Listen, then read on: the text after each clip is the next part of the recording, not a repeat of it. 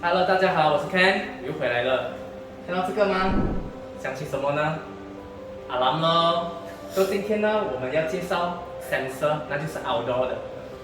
它的 coverage 需要有什么作用呢？走，我们一起去看。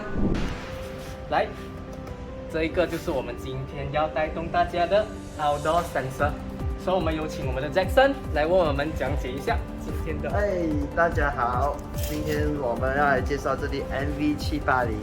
MV780这一架东西是锁在墙壁的，你看 ，OK， 它是一个 beam sensor， 它不同 photo beam。photo beam 的话，它是要装在篱笆上面，所以它是一左一右的。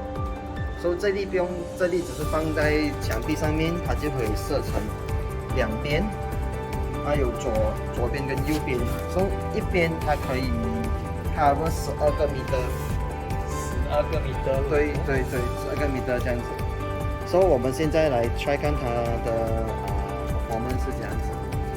OK， 你看这阿 Ken 现在在那边的距离那边 OK， 所以我现在要叫阿 Ken 去走先，首先我要 on alarm。OK，alarm 在 on 这 ，OK，alarm 已经 on 了。所以我叫阿 Ken 走去开门 ，Ken 开门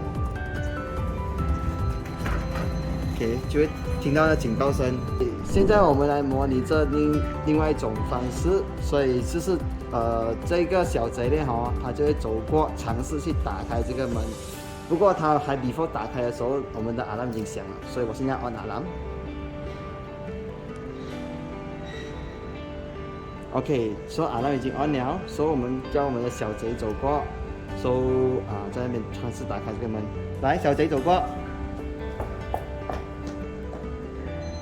所以你看，他动到那个门，他就会响了。所以 before that， 贼还没有去尝试弄坏你的门之前，他已经是响了的。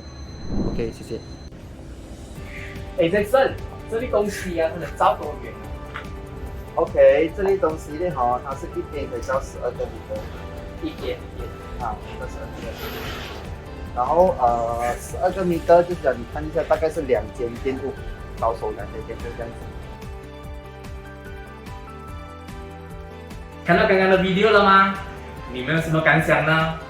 如果你们其他好像 Paradox 的 model 呢，想要我们做 demo video 呢，欢迎来留言我们，还有联络我们。我们会尽量安排做 demo video 分享给大家，谢谢。